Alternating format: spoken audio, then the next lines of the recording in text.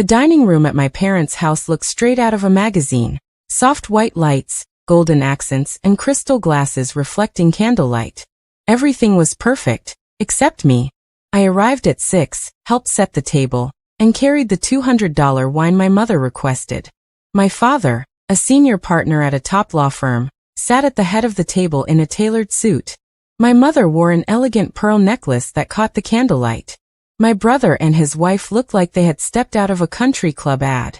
And then there was me, Madeline, 29, in a simple black dress from a brand they wouldn't recognize.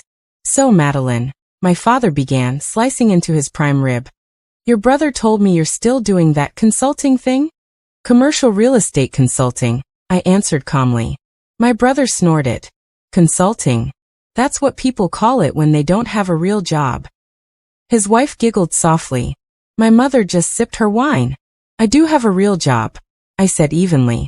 I help property owners maximize the value of their portfolios.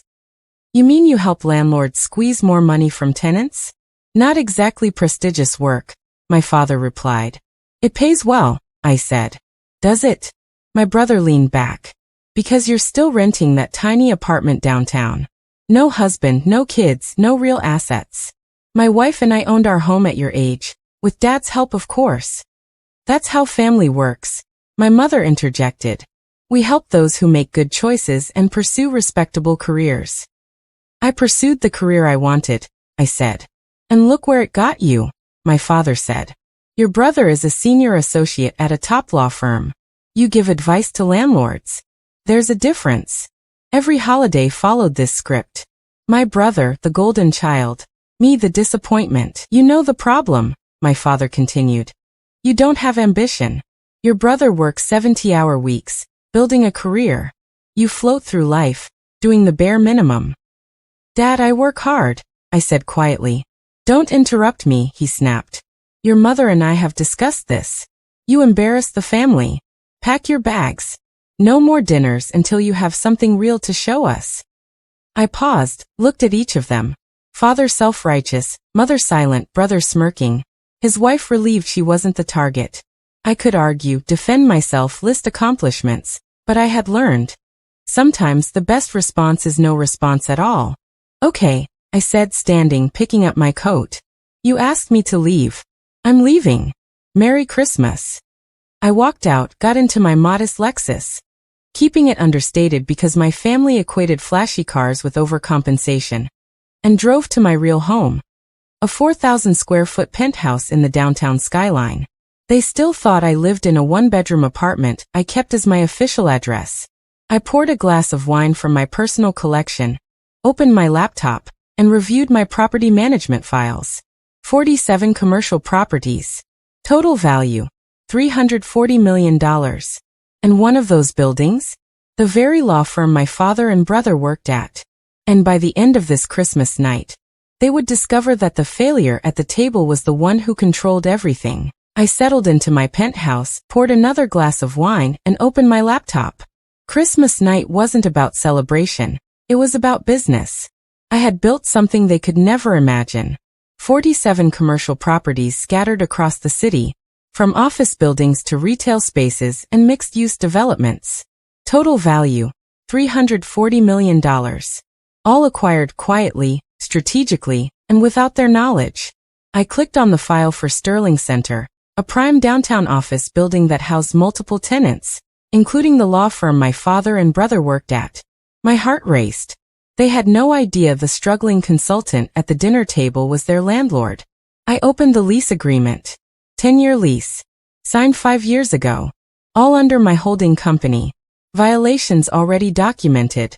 Noise complaints, unauthorized use of common areas, and multiple breaches of contract. I drafted the notice to my property manager. Terminate their lease. 90 days. Certified mail to my father. I hit send. Then I called my closest friend, the only one who knew the full extent of my portfolio. Family dinner was interesting, I said, and told her everything. You left just like that? She asked. I did more than leave. I terminated their lease. Effective Monday. Silence on the other side. You're serious? She finally asked. Completely. I'm done being the family disappointment, I said. The next morning, my phone started buzzing. Calls and texts from my father, my mother, and my brother. I ignored them all. I had a breakfast meeting with an investor, closing a $15 million deal on a new property. Priority number 1.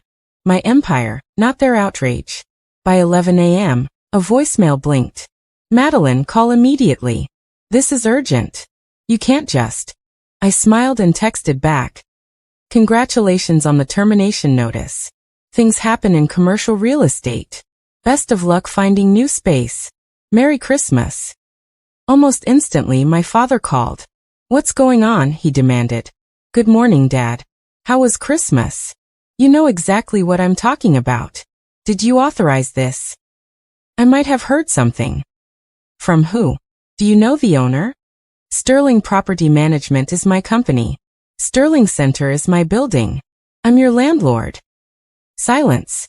Impossible, he stammered. Not impossible. You just underestimated me for 29 years. Your firm violated the lease. And now you're paying the price. The family who thought they were teaching a lesson at Christmas dinner had just learned that the failure at the table was the one in control of their fate. The following days were chaotic, for them, not me. My phone was flooded with calls, texts, and emails from my father, my mother, and my brother. They were panicking, scrambling to figure out how to relocate their law firm. I ignored all of it. My focus was elsewhere, finishing due diligence on another acquisition, checking in with contractors, and reviewing tenant agreements. My empire didn't pause for their drama. By the end of the week, their panic reached a fever pitch. My father left dozens of voicemails, alternating between pleading and furious accusations. My brother's texts were a mix of outrage and desperation. My mother called once, her voice trembling, trying to reason with me. Madeline, please, maybe we can talk about this, she said. I already talked, I replied. Your firm violated the lease. This is business, not personal. Meanwhile, my investors were impressed. Word of my property management prowess was spreading quietly in the city. Deals were closing, partnerships strengthening. I had turned the family embarrassment into a powerful demonstration of capability. 3 days later, my aunt, my mother's sister, called. One of the few family members I trusted. I heard what happened, she said. I just wanted to say I'm proud of you. They treated you like nothing for years. It's about time someone showed them who you really are. We laughed softly over the phone. She understood. Unlike the others, she saw the truth behind the calm exterior I maintained at the dinner table every year. By the end of the 90 days, my father's firm had relocated to a smaller, older building downtown. The move cost them over $400,000, and they lost 2 major clients in the shuffle. My brother called once, bitter but grudgingly impressed. This hurt Dad's business, he said. Good, I replied. Maybe next time he won't tell his daughter she's embarrassing. I didn't gloat in person. I let the results speak. Quietly, powerfully, and irrevocably. I had shown them that success isn't loud or boastful. It's measured, strategic, and unstoppable when built with discipline and vision. They had underestimated me for decades. The daughter they tried to humiliate had just rewritten the rules of engagement, and they had no idea what else I was capable of. 6 months later, I attended a charity gala. Major donors, sparkling gowns, and the hum of polite conversation filled the ballroom. I was there as a major contributor, with a $50,000 donation toward scholarship funds. My name was on the program in bold letters. Across the room, I saw my parents and brother. Their expressions betrayed disbelief. My father looked pale. The arrogance wiped away, replaced by a mix of shock and reluctant respect. My mother glanced at me, hesitant to approach. My brother's jaw tightened, a silent acknowledgement of defeat. I smiled politely, networked, made my rounds, and left early. No drama, no speeches. The results spoke for themselves. Later, in the parking garage, my father caught up to me. Madeline, wait. I was wrong, he said, older and visibly tired. About everything. You've built something extraordinary. Yes, I said calmly. I always did. You just didn't notice. Can we start over? He asked. I studied him for a moment. He had spent 29 years making me feel small. Respect wasn't earned that easily. That's fair, I said finally. Next time you think about criticizing someone's accomplishments, remember, you have no idea what they've built. You saw a mediocre consultant because it fit your narrative. You missed the investor worth 9 figures because you never thought to look. He nodded silently. Merry Christmas, I said and walked to my car. Back in my penthouse, I poured myself a glass of wine and looked out over the city. This was where I belonged. The woman who had quietly built an empire while being underestimated. The woman who owned the buildings they worked in. The woman who proved that true success doesn't need validation from people too blind to see it. I had learned to turn invisibility into influence, quiet judgment into power. Every holiday, every insult, every snide comment had only strengthened me. And now they finally knew. They had underestimated me, dismissed me, and treated me like a disappointment. But I had rewritten the rules.